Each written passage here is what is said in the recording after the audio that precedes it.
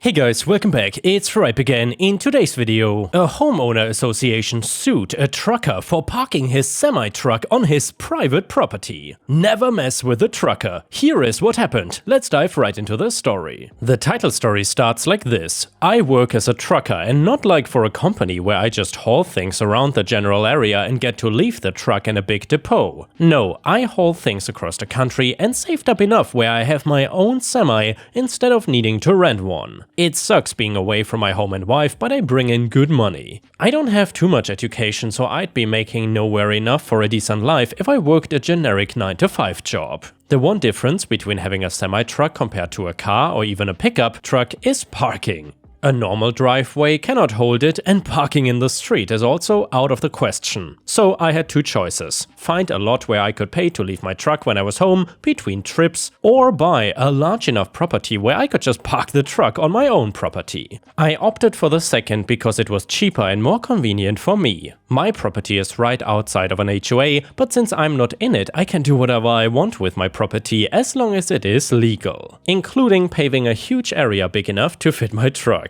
One thing I agreed with my wife on was after 3 months I would take a month off to stay at home. She missed me and was worried that I would work myself to death or be so tired and fall asleep at the wheel. This was the third of those months home with me owning my own truck and using my property to park it there. My wife told me that while I was gone this time, the HOA had been around to harass her about the paved area. They were famous for trying to get away with crap and make people follow their rules, even people like us that were out of the HOA range. They did not care because to them, if they could see something and didn't like it, that would make it magically illegal. I was not shocked at all when they came by a couple days after I got back home. Me, can I help you? HOA, you need to get that thing off the property. Me, what thing? I don't see a thing. And yes, I knew that she meant the truck, I just wanted to be a little bit of a jerk. HOA, the truck, the giant eyesore that is making everyone else's homes look horrible. Me, I checked the law when I paved the area. There's nothing in the state or even county law that says that I cannot park there. HOA, but the HOA clearly... Me, let me stop you before you finish that sentence. You and I both know that I'm not part of the HOA. You cannot restrict a single thing that I do with my property. You can come and ask me nicely if I wouldn't mind doing these things, but you cannot demand anything. HOA, it's gonna devalue the entire neighborhood. What are people gonna think when they want to buy a house and then see your truck? Me, they're gonna think that they are moving into a working class neighborhood. We are not in some big area with doctors or multi-million-dollar homes. The people here work for a living and sometimes that means driving a truck. Now, unless you have anything important to tell me, I'm gonna rest because I just spent 3 months on the road. I hope that would be the end of things with me being as blunt as possible to him. Instead, they mailed me actual fines for not upkeeping property in accordance with HOA bylaws and prohibition of commercial vehicles in residential area, which was probably the closest they could find to, "Whoa, I don't like the truck." Being that, as I told this idiot before, I was not in the HOA, I ignored all the letters. Now, what do idiots do when they cannot get their way? Well, they file a lawsuit filled with frivolous lies and slander. I don't know why they think just filing a lawsuit means that they are gonna get what they want. She even acted as if me just being told I was getting sued would have me tearing up the truck for scrap metal to avoid it. I did not care that I was being sued, honestly. The only thing that was a little annoying was because of court dates, I was staying more local with my work after that month of rest. I couldn't go too far because I had to show up to court to fight her, which actually meant more time for the truck to be sitting in front of my house, which is exactly what she did not want. I wouldn't say it was revenge because I wasn't doing it on purpose. It was almost as if she got revenge on herself because of the lawsuit. Now she was claiming that I had destroyed property with my truck as well as used the high beams and horn to stop people from sleeping. The damage she was suing me for added up to $50,000 based on her claims, saying I destroyed several fences, trees, other cars and windows. She wanted both the money and a judge to say that I couldn't keep my truck on my property. I get my own lawyers and countersue for extortion, defamation and slander against me. Part of her side had to give dates and times for these events, and with her own self being an eyewitness. My truck, though, has a camera that I keep running even when it is not on, so if I ever get into an altercation on the road or even at a stop to rest, I have records to prove it. And well, now she gave in her whole list of damages with times and exactly what I did when. My lawyer was able to get prior access to these files, and then we got the video feed from my truck and matched up the times and dates to video that showed my truck was parked perfectly still during those times, with no horns or lights going off either, along with photos of the area she insists I damaged being shown as not only fine but identical to how they were before based on Google Map images. Her case was thrown out, but mine for defamation and slander had yet to begin. I was claiming that with her lawsuit she was dragging my name through the mud to the entire neighborhood, telling people that I did these things that she knew very well never even happened, along with all the mail that she sent me demanding money for breaking HOA rules, when she had no reach to do that as I was not within the HOA boundaries, or even the HOA itself. My lawyer claimed that she was trying to extort money out of me. It worked and she was found guilty and given a huge fine. She did not end up going to prison or anything, since I guess the crimes were not deemed serious enough and she was a first-time offender.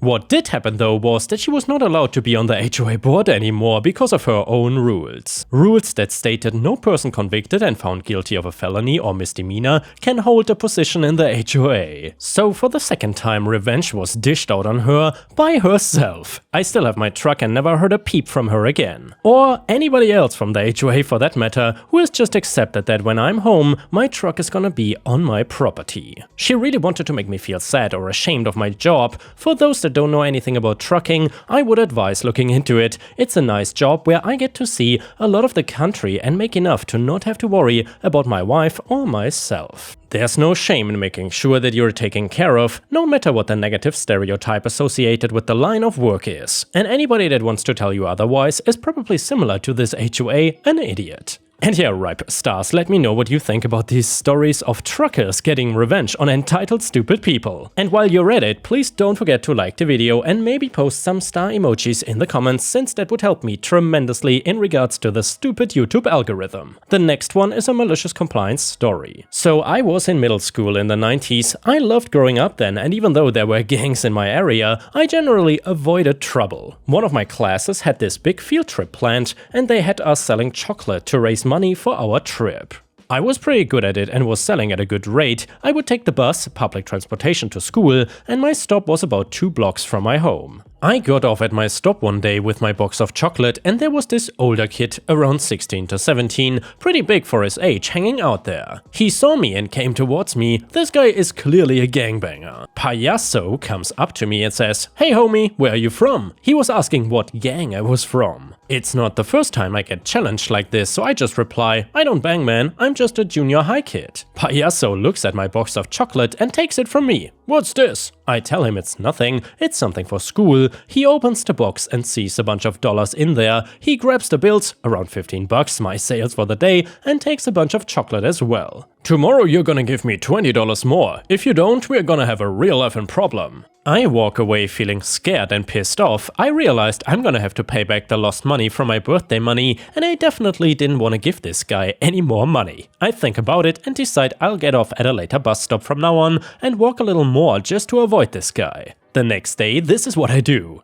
I stuff my box in my backpack just in case, and I exit about 2 stops later. I don't see the guy and think I've solved my problem. Then I get to the liquor store a block away from home, and who do I see but this overgrown idiot Payaso. "Hey man, you didn't forget about me, did you?" I said, "Look man, I don't have any money right now and I don't even have my chocolate. I left them at home." I shouldn't have said that. "Okay, let's go to your house and you're gonna give me the money or something else if you don't got it." I begin getting real nervous. My mom is at work and my grandma is at home. I definitely don't want to bring him home with her there. I glance at him and notice the tattoos on his arm. At this point I saw the perfect opportunity for malicious compliance. I tell him, "I don't think that's a good idea. Why don't you just let me go, man?" Payaso grabs me by the collar and says, "I tell you what to do and you have to do it, you understand?" I nod my head and tell him to follow me. Now it's time to give a little background. My neighbor that lived in the house next to mine was a veteran of one of the biggest and most notorious gangs in the city. He was in his 40s and a real chill dude. He loved my grandma because she would often share plates of food she made with him and his wife, and he was fond of me because I taught his 8-year-old boy how to play baseball. His son had a disability, a problem with one of his legs, so most other kids wouldn't play with him, but I often did. Let's call my neighbor OG. OG always had a bunch of guys over at his house. He made sure they never caused problems and they were all respectful towards my family in particular. Back to Payaso though, the tattoos on his arms? Well, I realized he was from the same gang as OG. I have a big smile as I'm walking home and Payaso asks me, "Why are you smiling, pendejo? Idiot?" I say, "No reason," and keep walking home. As we get closer, I see a bunch of guys hanging out at OG's house. Payaso narrows his eyes and then smiles as he recognizes some of the guys. We get to OG's house and Payaso says, "Wait here, pendejo, let me talk to my homies." OG is sitting on his porch and Payaso starts greeting some of the guys and then heads towards OG and greets him in a reverential manner. OG notices me and says my name. "Hey OP, what's up?" Payaso turns to look at me and I say, "Payaso told me to wait here, I have to go home and give him money." OG stands up and says, "Why do you have to give him money?" I say, "Because he told me yesterday at my bus stop that the $15 and chocolate he took from me was not enough and I had to give him more today." Payaso begins to speak. "You know this kid, OG?"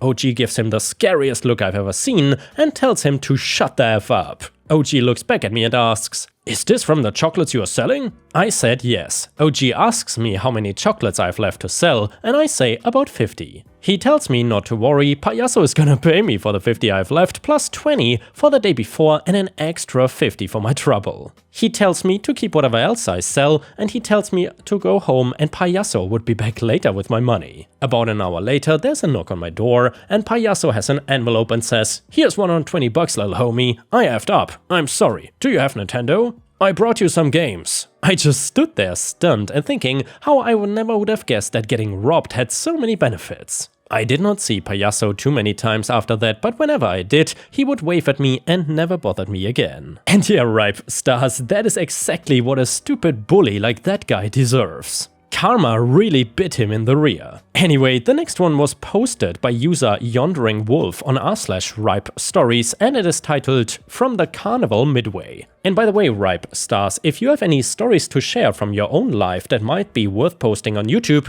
then please head over to r/ripe stories on Reddit and you can post your own stories there. There's a good chance that I will read them in a video. Anyway, this story starts like this. There are two events I will tell together, as both are short. These happened in 1979, yet they are something I've carried with me. Now, the Carnival Midway you can run into all types of people. Most simply go about their business of having fun, and there are of course the bungholes that want to cause issues. But not in the case of these two stories. Fair warning, one or both may induce some tears to flow. The first one is where I was working in one of the games, we called them joints. Now, I preferred mainly what we called hanky-panks and alibis. The hanky-panks were set so that even young children had a chance to win. The alibis were another matter, those you won if we let you, yet usually we could say something that you had done something wrong. The other is called a flat store and there's no winning with those. Now the one spot I was working with, the bushel basket game, which if you didn't throw the softball properly, it would bounce out quickly.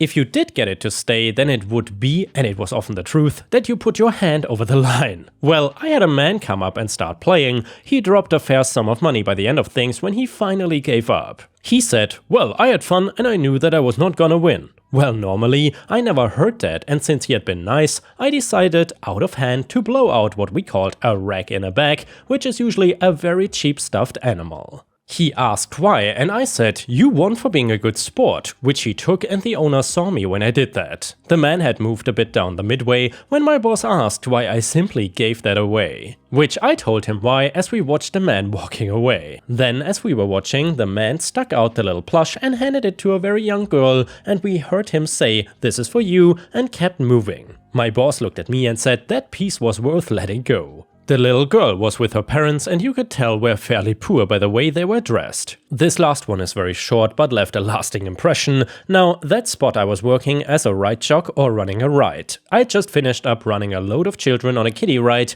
As there was no one waiting to ride, I took a seat. Breaks off the feet while working were few and far in between. Well, a man sat down next to me and we started talking.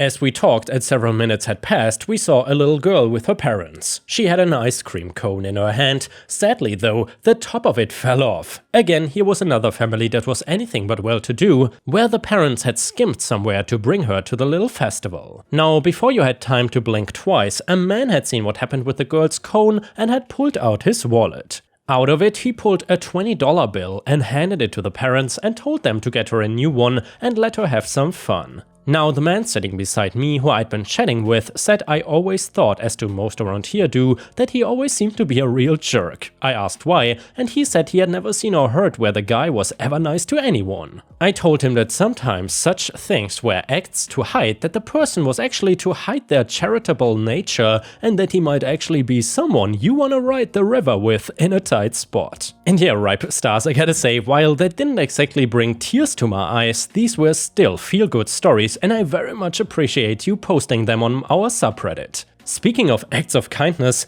I'm not sure if any of you were aware, but the last week I was in China for both, I guess, travel and also business purposes, and to be honest, I was really surprised by how kind all the Chinese people were to foreigners. Sometimes, especially Chinese tourists get some kind of a bad rep here in Thailand, but I have to say, all the Chinese people we met in China were acting super nice towards us. I remember there was one instance where we were waiting in front of a hot pot restaurant and there was a guy who was selling some super old school candy that I wanted to try for years already, but unfortunately he could not accept my payment since sometimes China does not allow foreigners to use the electronic payment system to pay private people. I guess that guy did not have a registered business or something. Anyway, so while I was trying to pay for my candy, which was basically just like 50 cents or maybe even less, a nice Chinese guy came up to me and he said I could just transfer the money to him and then he would pay the old guy. I tried that and once again it failed because apparently I cannot send money to private people,